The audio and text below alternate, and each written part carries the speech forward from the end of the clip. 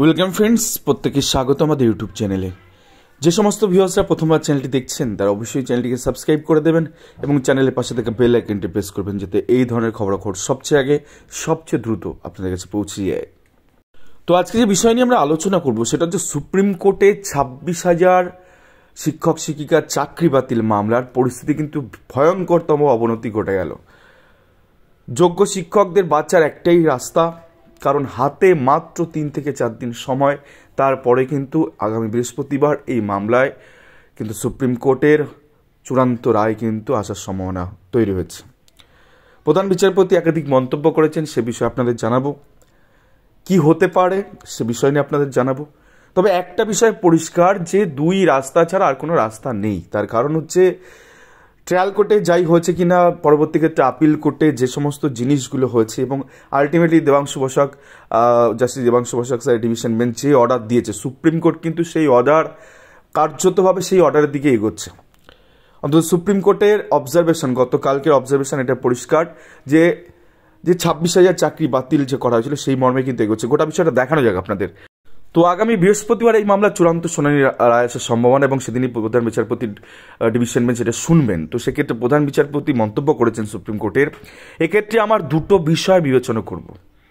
অহেতুক বিষয়টি নিয়ে জটিলতা বৃদ্ধি করবেন না, তিনি এমন মন্তব্য করেন ভরা এজলাসে। তিনি বলেন, প্রথমত পুরো নিয়োগ প্রক্রিয়া বাতিল করা হবে নাকি শুধুমাত্র বেআইনিভাবে চাকরি পাওয়া প্রার্থীদের বাছাই করে বাতিল করা হবে, মূলত এই 2টি বিষয় আদালত বিবেচনা করে দেখবে। অর্থাৎ নতুন করে এখানে আর কোনো রকম কিছু অ্যাটাচমেন্টের জায়গা আর থাকলো না।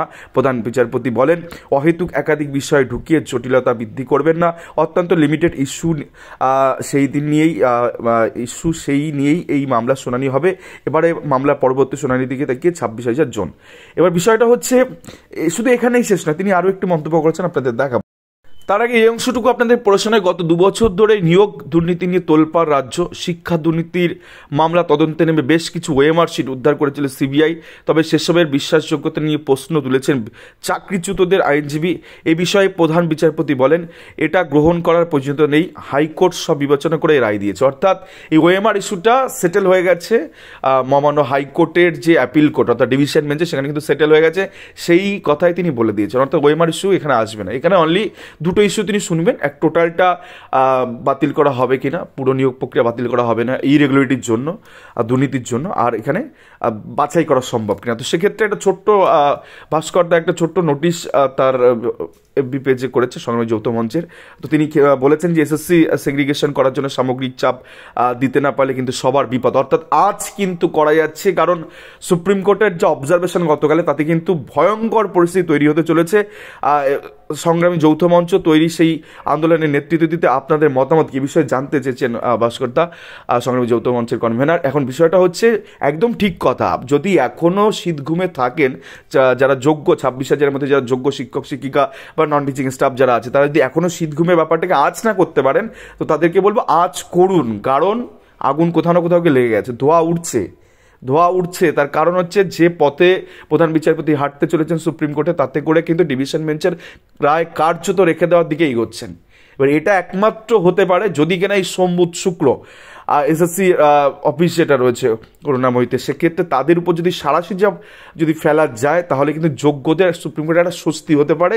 এবং সেগ্রিগেশন যেটা কথা প্রধান বিচারপতি বলেছেন যে আলাদা করা সম্ভব কিনা, যদি এসএসসি যেমন হাইকোর্টের ক্ষেত্রে ডবল স্ট্যান্ড নিয়েছিল, একরকম রিপোর্ট দিচ্ছে আর একরকম রিপোর্ট ওলটপালট করে দিচ্ছে, তো সেই ব্যাপার না করে অকপটভাবে দাঁড়িয়ে যদি সত্যি কথাগুলো বলে দেয় যে কারা কারা ঘুরপথে চাকরি পেয়েছে, এবং সেক্ষেত্রে সুপ্রিম কোর্টে সেই কথাগুলোর উপর যদি বিশ্বাসযোগ্যতা চলে আসে তাহলেই কিন্তু একমাত্র 26,000 প্যানেলের মধ্যে যোগ্য শিক্ষকদের রেখে অযোগ্যদের বাদ দেওয়া সম্ভব। আপনাদের দেখাবো কি টাইপের দুর্নীতি বা নিয়ম হচ্ছে।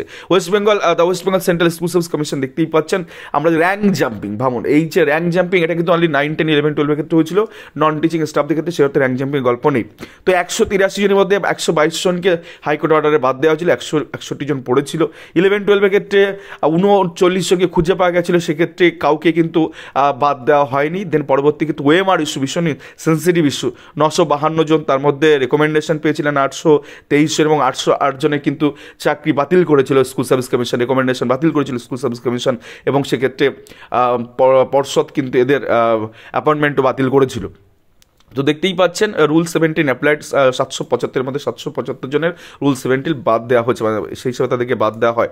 দেন 11-12 ক্ষেত্রে 907 ওএমআর ইস্যু প্রসঙ্গ ছিল, রেকমেন্ডেশন ছিল 907 জনের মধ্যে 771 জন, কিন্তু তাদের কারো কোনো স্টেপ নেওয়া হয়নি। গ্রুপ সির ক্ষেত্রে 3480টা ওএমআর ইস্যু সিবিআই জানিয়েছিল হাইকোর্টে, এবং ইউনিক ক্যান্ডিডেট 3480-র মধ্যে 3478 জনই রয়েছে, এবং তার মধ্যে রেকমেন্ডেশন পেয়েছেন 785 জন, এবং মিসম্যাচ ওএমআর যে জিরো থেকে হিরোর গল্পটা 783 জনের হয়েছে, তো সেক্ষেত্রে সবাইকে বাদ দেওয়া হয়েছিল হাইকোর্টের অর্ডারে। তো দেখুন অনেকটা কাজ কিন্তু চাপে পড়ে এসএসসি করতে বাধ্য হয়েছিল, পর্ষদ করতে বাধ্য হয়েছিল, কমিশন পর্ষদ 2 এখানে হয়েছে। এছাড়াও একাধিক ক্ষেত্রে আমরা দেখেছি, আমরা গ্রুপ ডির ক্ষেত্রে দেখেনি যে candidate identified in CBI OMR issue, ভাবুন 2823 জন ওএমআরে কারচুপি হয়েছে, মানে কি চলেছে গোটা পশ্চিমবঙ্গে। তার মধ্যে রেকমেন্ডেশন পেয়েছে 1701 4000 রিক্রুটমেন্টের মধ্যে অর্ধেকই গডমিল। দেন তার মধ্যে 1741 জনকে কোর্টের অর্ডারে তাদেরকে বাদ দেওয়া হয়। তো এইরকম ব্যাপারগুলো চলতে থাকে, এবং পরবর্তী ক্ষেত্রে প্যানেল এক্সপায়ার পরে কাউন্সিলিং, দেন ওএমআর ইস্যু, র্যাঙ্ক জাম্পিং, সাদা খাতা, নানান জিনিস, এই জিনিসগুলো চলেছে, এবং একের পর এক কমিটি সেট আপ হয়েছে এইভাবে অবৈধভাবে নিয়োগ দেওয়ার জন্য। তো এমনই হয়েছে যে এসএসসি রেকমেন্ডেশনই করেনি, অথচ পর্ষদ এখানে কি করেছে, অর্থাৎ বোর্ড, ওয়েস্টবেঙ্গল মধ্যশিক্ষা পর্ষদ বা West Bengal board of secondary education, তারা কি করেছে, তারা অ্যাপয়েন্টমেন্ট ইস্যু করে দিয়েছে, রেকমেন্ডেশনারি অ্যাপয়েন্টমেন্ট ইস্যু হয়েছে। তো নানান রকম জিনিস এখানে হচ্ছে। তো তাদের লিস্ট আপনারা দেখতে পাচ্ছেন, এরকম গোটা লিস্ট আমাদের এখানে রয়েছে যে কারা কারা এটা অ্যাকচুয়ালি এফিডেভিট আকারে হাইকোর্টে জমা করা হয়। তো এই সংখ্যাটাও যদি দেওয়া হয় সিবিআইয়ের কথা মোতাবেক হাইকোর্টের যে বিষয়, এর বাইরেও অনেক প্রার্থী আছে, যদি সেটাকে একটু সম্মানিত করে যদি একটা তালিকা সুপ্রিম কোর্টে ধরানো হয় এসএসসির পক্ষ থেকে, তাহলে অনেকটা কিন্তু কোথাও বাচ্চার একটা রাস্তা থাকবে যোগ্য যে সমস্ত প্রার্থী আছে। আর এদের তো অ্যাকচুয়ালি এদের উপর ভর করে তো এতগুলো মানুষের জীবন জীবিকা চলে যাবে। তো সেক্ষেত্রে এসএসসি একটু যদি চাপে ফেলে তাদের কাছ থেকে একটা অন্তত সুন্দর একটা রিপোর্ট সুপ্রিম কোর্টে দাখিল করানো যায়, তাহলে কিন্তু সেক্ষেত্রে যোগ্যদের চাকরি থেকে যাবে এবং অযোগ্যগুলো বাদ যাবেই।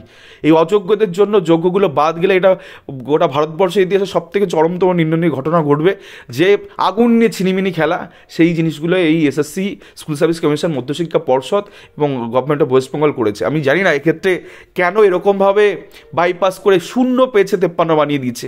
আজকে এরা যদি স্কুলে পড়ান তো কী পড়াবেন, সাদা খাতা দিয়ে চাকরি পেয়েছে।